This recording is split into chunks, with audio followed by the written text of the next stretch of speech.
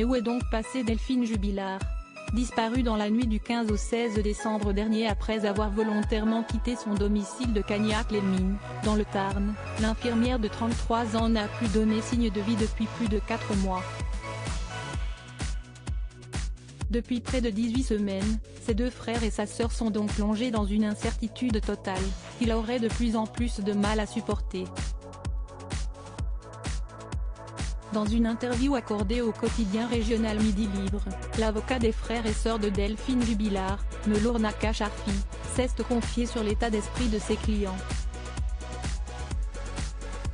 Il est évident que ces 4 mois d'enquête paraissent une éternité pour les proches de Delphine, mais pour le temps judiciaire, il s'agit d'un temps excessivement court, a révélé le magistrat à nos confrères de Midi Libre.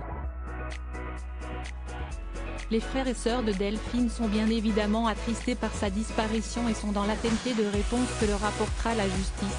Ils continuent d'espérer que Delphine soit retrouvée au plus vite et que la lumière soit faite sur les événements de ces derniers mois.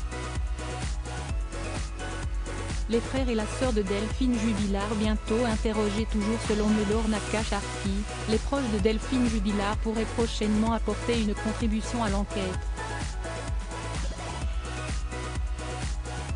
Au même titre que Cédric Jubilard, le mari de la disparue, les frères et la sœur de l'infirmière devraient être entendus par les juges d'instruction en qualité de partie civile.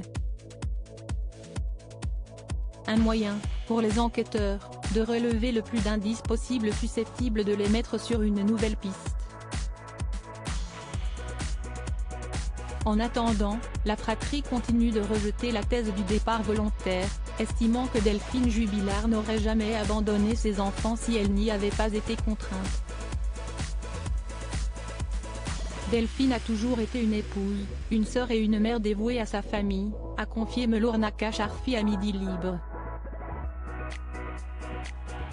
À ses yeux, rien n'est plus important que ses enfants. Il est certain qu'elle n'aurait jamais été capable de partir en abandonnant toute sa vie et notamment en laissant derrière elle ses enfants, a-t-il conclu.